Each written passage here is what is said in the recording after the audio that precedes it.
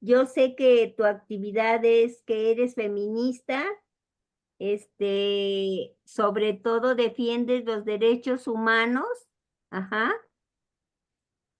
eh, y además, sobre los temas de igualdad de la mujer, ujú, ya que desde niña te has dado cuenta de las diferencias que existe entre las mujeres y pues los hombres, los varones. ¿Tú qué nos, tú, tu tema, cuál es en sí? Ajá, la igualdad de las mujeres. Buenas, no, pero primero, muchas gracias por invitarme, gracias. Buenas noches a todas. Y Gracias. bueno, pues manejo varios temas, pero todos están enfocados al tema de la igualdad entre mujeres y hombres, ¿no? Y es como, de ahí parte como un tema general que luego se puede ir en subtemas, que puede Ujú. ser tanto en derechos laborales, temas de violencia feminicida, temas de violencia en el ámbito familiar, ¿sí? Y esta parte, bueno, que comentaba, que me parece también muy importante porque a veces no lo vemos como un problema de desigualdad y es el tema de los cuidados, como las mujeres a la prácticamente en toda nuestra edad, en toda nuestra vida, siempre estamos cuidando. Hacemos hasta una tercera o cuarta labor, porque ¿Sí? hay veces, pues, hacemos la labor de ama de casa, esposa, los hijos, nos vamos a trabajar.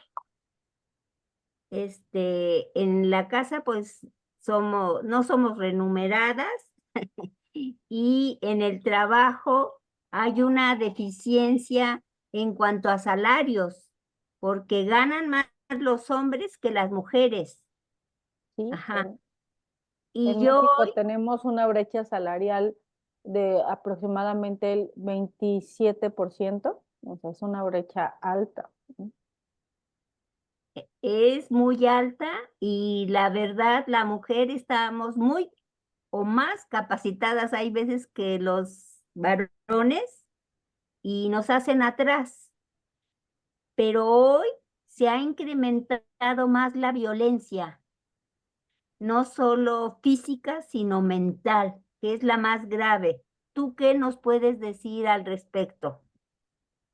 En el tema de todas las violencias, pues tienen su gravedad y todas tienen sus impactos y todas han existido siempre. ¿Qué es lo que cambia? Las modalidades de la violencia. La violencia contra las mujeres ha sido una violencia histórica, ¿no? Llamamos desde el origen del patriarcado, que es el sistema en el que es un sistema de desigualdad que se basa en las diferencias biológicas. Por nacer con diferencias biológicas de sexo, de género, entonces hay una diferencia social, ¿no? Esto es muy importante tenerlo. Y en este juego, en este, eh, en este juego, digamos, del patriarcado, pues la regla era muy clara. El cuerpo de las mujeres y la función de vida de las mujeres, particularmente esta concepción se establece por ahí de la Revolución Francesa, Sí. donde se habla de las mujeres como seres al cuidado del otro. ¿Al cuidado de quién? Del ciudadano, que era el Emilio, ¿no? En esta concepción de la Revolución Francesa, el ciudadano que va al espacio público, pues debe tener en la casa quien les usa los calcetines, ¿no? Para que se sienta cómodo, ¿no? Ujú. Hablando de la libertad, la igualdad y la fraternidad, pues debe haber un ángel del hogar, que es el que cuida desinteresadamente, el que cuida o la que cuida sin ningún salario, ¿no? Sin ningún tiempo determinado, ¿no? O sea, la labor en casa empieza a la misma hora que termina, o sea, jamás es un ciclo, ¿no? Y estas ideas, ¿qué fueron haciendo? Bueno, limitando absolutamente, en algún punto prohibiendo la vida de las mujeres en el espacio público. Y no solo es el espacio público de poder opinar. Es el espacio público donde está el dinero. Y donde está el dinero está la autonomía. Y entonces empieza toda una concepción, toda una idea acerca de que no tenemos capacidad como mujeres para estar en la política, ¿no? Porque el animal político, que es esta definición, es el varón, el Emilio, que casualmente además es blanco, occidental, burgués, ¿no? Y empieza esta idea de hablar de las mujeres como personas que no tienen la misma capacidad, pero que sí tienen un gran corazón, ¿no? Es como esta parte de nacieron para cuidar a los otros. Y entonces, el nacieron para cuidar a los otros resulta que eres responsable, pero sin derechos, al menos en esa época, las mujeres no tenían derechos, no tenían la guardia y custodia de sus hijos, porque no eran ciudadanas. Decían, ¿cómo les vamos a dejar a las no ciudadanas que decidan, ¿no? Que ellas los eduquen, los críen, ¿no? Se encarguen de que estén limpiecitos, de la educación, en ese momento educación religiosa o de la educación formal, en el caso de eh, esta idea más burguesa. Y entonces resulta que con las necesidades, estamos hablando al final del 1800, de la Revolución Francesa, las mujeres que en realidad siempre han estado inmersas en la economía. Si nos vamos a hablar de las mujeres en el campo, las mujeres en el campo siempre han trabajado fuera de casa y es un trabajo de todo. Todas las familias trabajan, ¿no? Entonces, cuando decimos, cuando se incorpora la mujer a la vida laboral, y no, las mujeres siempre han estado en la vida laboral, ¿no? En las sombras, en la informalidad, pero siempre han estado. Por ahí finales de 1700 hacia 1800, con la revolución industrial, dijeron, oigan, estamos desaprovechando a las mujeres. Imagínense que les pagamos menos que a los hombres, mucho menos, porque ellas solo van a ayudar al hogar, no les damos derechos sindicales, no, derechos laborales, que se traigan a sus hijas y a sus hijos y también los ponemos a trabajar. Entonces, esta inserción en el mundo industrial directamente ya nació coja. Ya no hay manera, es muy difícil emparejar lo que nació mal de una pata, ¿no? No había esta idea porque era, no eres ciudadana, ¿no? Te toca el cuidado de los hijos, entonces vamos a aprovecharnos de ti y eso sigue pasando.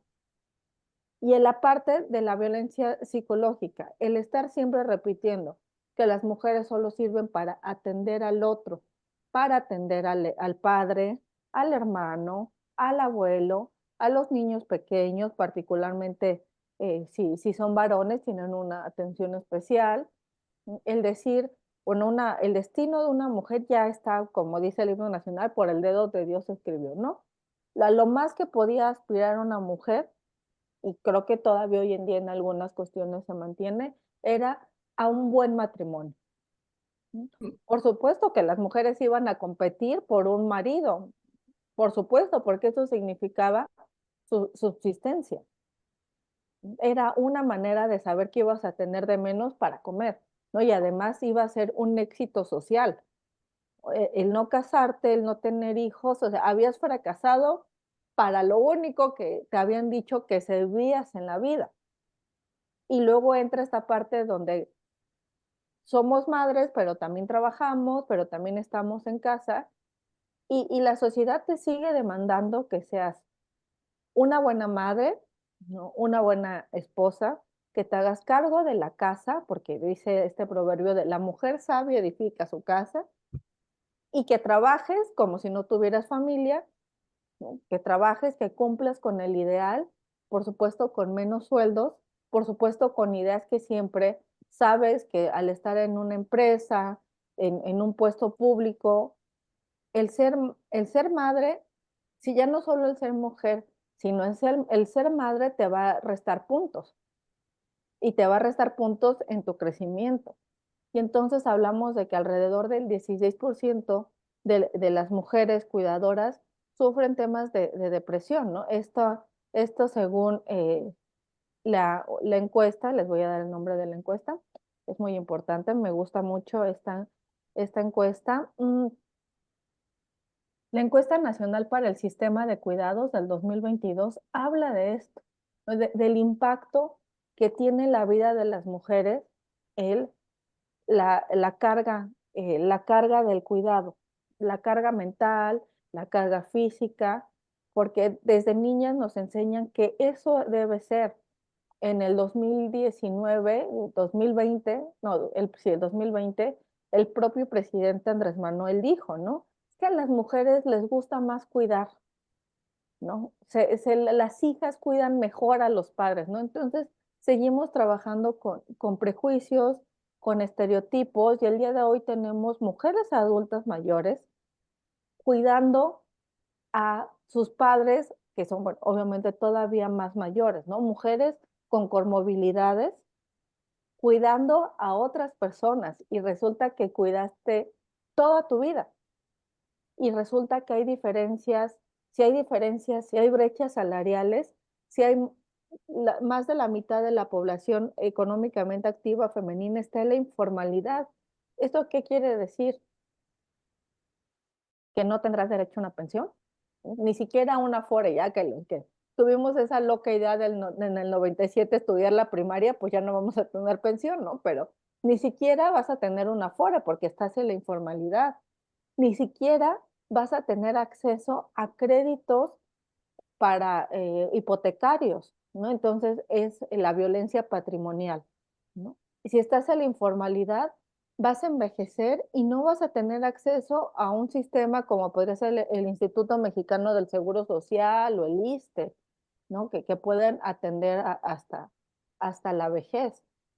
Entonces se va haciendo una serie de violencias que tienen su origen en las desigualdades e impactan totalmente en la concepción de las personas.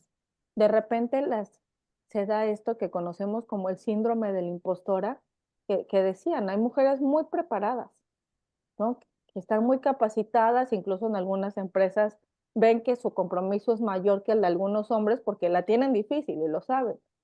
Pero resulta que al final no te la crees y muchos pueden decir es que les falta autoestima. No es que les falta autoestima, es que nos sobra patriarcado. Y es No, esa idea les de tal vez falta no merezco. oportunidad, les falta Exacto. oportunidad. E incluso cuando tienes la oportunidad, siempre te preguntas así de, ¿realmente me merezco? ¿Realmente estoy en el lugar? ¿Por qué? Porque todo el sistema te va haciendo sentir como que no perteneces. Todo el sistema te hace sentir así como agradecida deberías estar de que llegaste hasta aquí, ¿no? Eso me parece muy importante, que tengamos temas como el acoso, ya sea en el nivel laboral, en el nivel escolar, hacia las mujeres tiene que ver con decirte, tú no perteneces aquí, te dejamos entrar, pero vas a pagar un costo, porque estás donde no te tocaba. Esa me parece algo que quería dejar ahí. Pero esto no es actual. Esto tú ya lo mencionaste que viene desde Francia y ha sido generacional. Son etapas que las mujeres a lo mejor no hemos sabido defender nuestros derechos, ¿o no lo crees? Yo al contrario, yo creo que históricamente, Hoy, después de que la mujer decidió votar en 65, empezamos a abrir una brecha. yo creo que desde antes, si revisamos la historia de las mujeres, siempre ha sido historia de lucha. Si nos vamos otra vez a este referente muy occidental de la Revolución Francesa, cuando Rousseau publica Los derechos del hombre y del ciudadano, Olympe de Gouges, una aristócrata intelectual francesa, publica los derechos de las mujeres y la ciudadana. Y entonces ella pues termina en la guillotina, ¿no? Porque eso era antirrevolucionario.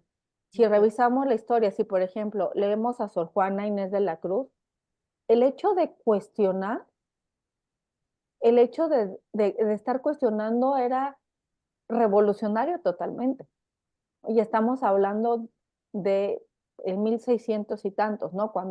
Cuando ella cuestiona así de, bueno, las mujeres no tenemos la de ganar, ¿no? Si acepto al que me corteja, soy mala. Si no lo acepto, soy ingrata, ¿no? Opinión ninguna gana, ¿no? Es como ella hablaba de esto. Y si nos vamos a más de la historia también, el intento de las mujeres de tener puestos clericales va hacia allá del 1300, del 1400, siempre ha estado, ¿no? No ha sido, no es algo que inventamos las feministas, ¿no? Y por ejemplo, en la Revolución Mexicana, las mujeres lucharon a la par, y mujeres como Hermila Galindo, como, ay, se me fue, Elvira Carrillo Puerto, ellas hablaban de derechos de las mujeres, y podemos hablar que la revolución las traicionó. Finalmente, Hermila Galindo sí le reclama a Carranza, así de, bueno, no Ajá. tantas que nos morimos, tanto que estuvimos ahí,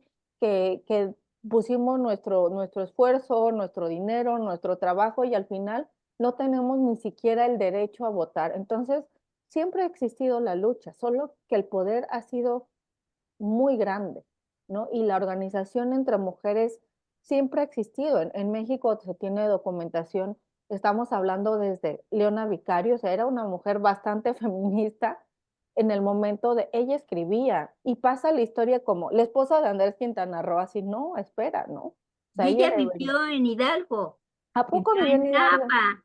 Ah, Ah, en claro. Napa, no sabía esa parte, Ah, pero ella- ella pone toda su herencia, y fue la primera ponen el periodista. movimiento, claro, y escribir era un hecho, lo que podemos llamar ahora feminista, un hecho revolucionario. Entonces la lucha de las mujeres siempre ha estado, solo que no luchan contra una ardilla que se pasó por ahí, ¿no? Es luchar contra todo un sistema que busca acomodarte.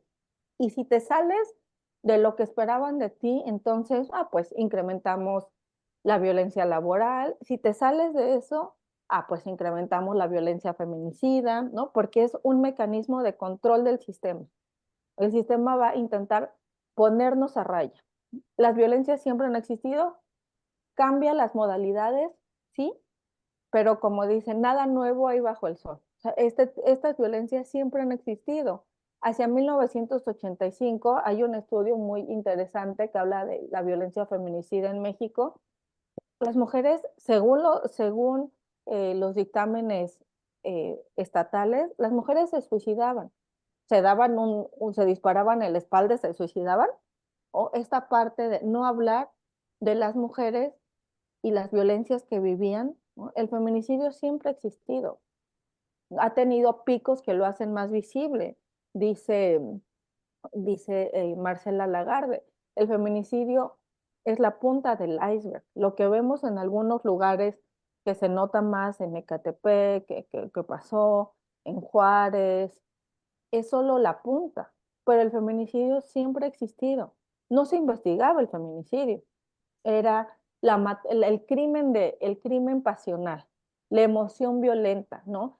La mató porque mancilló su honor al serle infiel, ¿no? Estas Y no se canciones. denunciaba, No no se se denunciaba, denunciaba.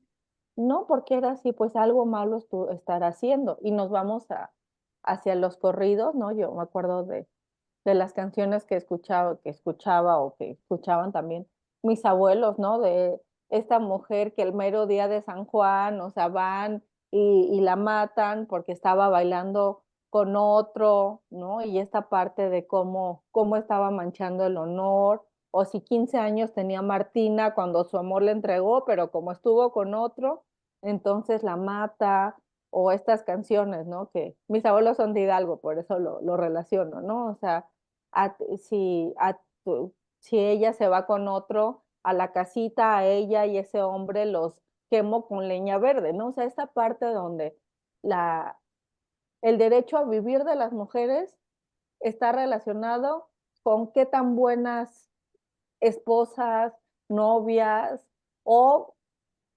prospecto de novias son, ¿no? Entonces, esto es muy importante tenerlo. Si no llegamos a los índices tan altos que tenemos ahora, por arte de magia, ¿no? Son procesos muy profundos que se van construyendo, que sí podemos ver ahora que, por ejemplo, hay violencias, que se ha incrementado la violencia sexual contra niñas y adolescentes. ¿Se denuncia más? Sí, seguramente por eso sabemos más, eso también hay que tenerlo en el radar, pero es esta parte como no puedo poseer, no puedo controlar a la mujer que ya tiene un trabajo, que ya conoce sus derechos, entonces voy a ir a la raíz, a someter, a violentar a las más jovencitas, ¿no? Es cierto lo que dices. Sin embargo, sí, de de la época generacional de mis padres, mi madre, que te puedo decir que ella aquí fue la primera mujer periodista. ¡Ay, qué padre! Entonces, a mi generación, pues cuando entramos a la universidad, éramos 13 mujeres, 68 hombres. Hoy ves en las aulas universitarias más mujeres que hombres, las que se están preparando, porque de ahí surgen muchas cosas, la preparación, ¿verdad?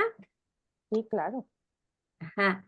Entonces las épocas de las mujeres han ido cambiando.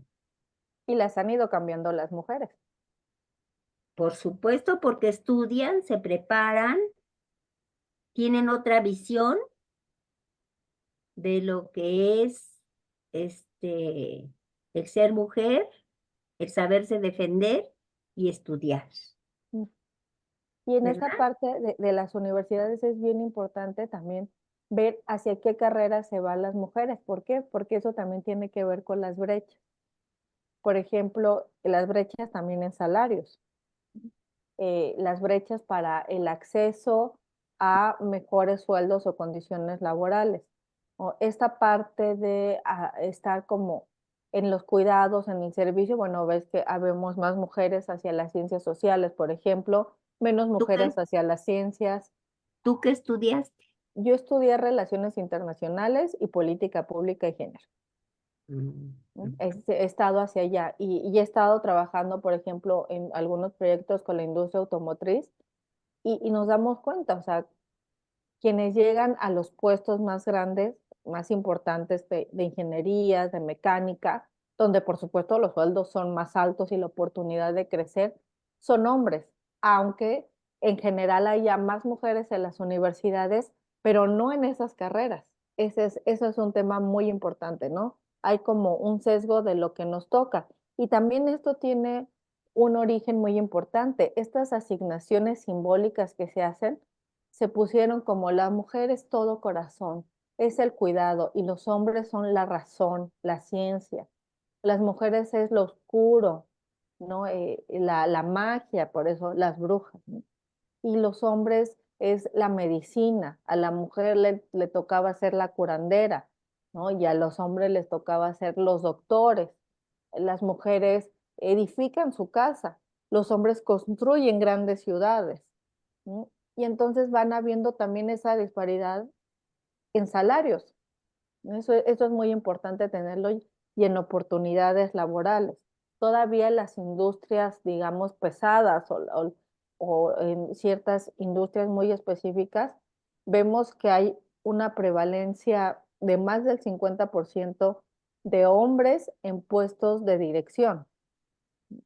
Por ejemplo, en las maquilas, sí, el trabajo mayoritario lo hacen las mujeres, pero es muy importante por qué se escogieron mujeres. Por ejemplo, en la franja norte del país, se escogieron mujeres para pagarles menos, por esta idea de que iban a ser o que son más fáciles de controlar que los hombres.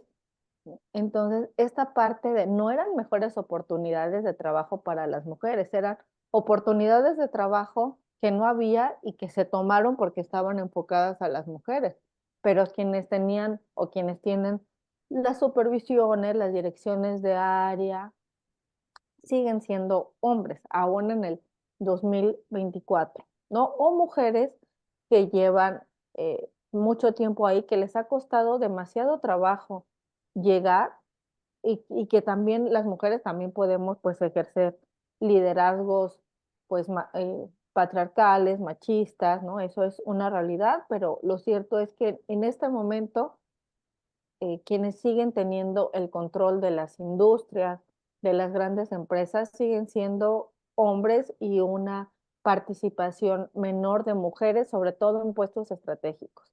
No es lo mismo, puedo tener el 70% de mujeres, pero resulta que si el 70% son obreras y el otro 30% lo tengo de hombres, pero en puestos de dirección o en puestos de supervisión, donde obviamente hay pues mucho más poder adquisitivo. Mira, aquí en Hidalgo, pues está la primera presidenta del tribunal. Entonces, La segunda. la segunda, Ah, qué interesante. la primera, también ya hubo la primera mujer procuradora. Sí, es cierto, Bueno, son cargos estratégicos. claro. También la presidenta de la Junta Local de Arbitraje fue mujer. Ajá, ok. Ujú, Sí ha habido avances. claro. Ajá, sí ha habido avances. Este, se ha, ha costado mucho, pero se va logrando, Y ¿verdad? hoy Las contamos causas dos, son, tres, y algún día puede ser a la par, ese sería el ideal. mira, hoy la secretaria de Relaciones Exteriores es mujer.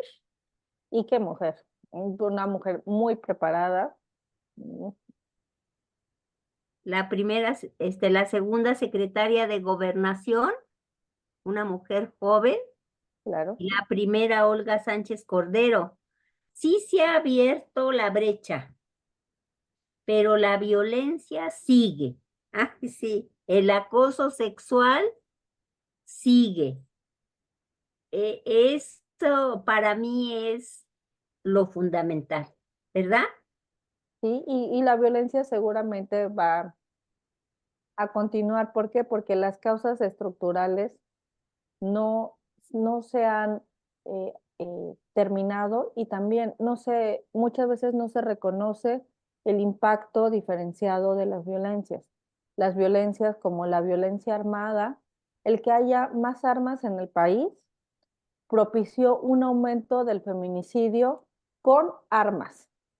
Aproximadamente el 73% de los feminicidios en México se cometen con armas de fuego, a diferencia de anterior al 2000, que era más hacia arma blanca u otro tipo de instrumentos, ¿no? Letales también, pero la letalidad que tienen las armas de fuego, bueno, es incomparable. Y cuando no medimos los impactos diferenciados y no hacemos políticas públicas, ya sea de seguridad, de educación, de cultura, cuando no las hacemos considerando esos impactos, lo único que hacemos es repetir y repetir la historia. Lo que no se cuenta invisibiliza. Si yo no cuento cómo afecta a las mujeres la violencia armada o cómo afecta, cómo se ven afectadas las mujeres porque no hay un sistema nacional de cuidados, si no cuento eso, de nada sirve que haga un sistema de cuidados o que haga una política pública para la igualdad si no lo estoy contando en todas las áreas. Esto me parece muy importante y también el poder ir hacia el tema de la educación. Si en este momento incrementamos en el sistema educativo que desde el kinder se les hable de igualdad, de derechos, de no violencia, de medidas no punitivas, ¿no? Desde el kinder, si vamos desde esta formación, vas a llegar a la universidad con personas que crecieron en el ideal de igualdad, donde saben que las violencias no es solo golpear, que la violencia no es solo ofender, sino que la violencia va desde que tu compañera no puede inscribirse al partido de fútbol, al equipo de fútbol porque es niña, o desde que tu compañero no puede entrar a ballet porque solo es para los niños. Entonces, si logramos modificar hacia la educación, a mí me parece que ahí está la clave y la educación también, el hablar públicamente de, de las violencias, el decirlo y repetirlo muchas veces, ¿no? Que las personas nacemos con diferencias biológicas, diferencias físicas, diferencias culturales, pero que las diferencias bajo ninguna circunstancia deben significar desigualdad. Las personas somos diferentes, pero somos iguales en derechos. Las personas tenemos características diferentes, pero nuestra valía es la misma.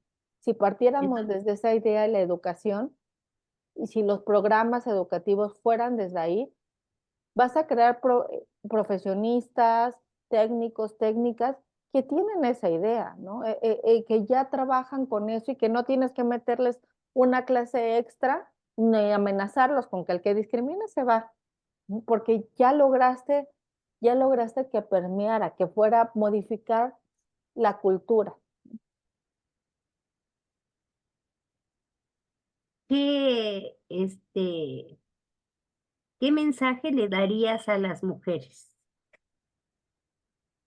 Que no dejen de luchar y que no dejemos de sentirnos orgullosa de cada paso que damos, que tampoco, que no sintamos vergüenza si hemos sido violentadas, que siempre entendamos que la culpa no era nuestra, es todo un sistema. La culpa de quien violenta, la culpa de la violencia es de quien violenta, no de las personas que han sido víctimas.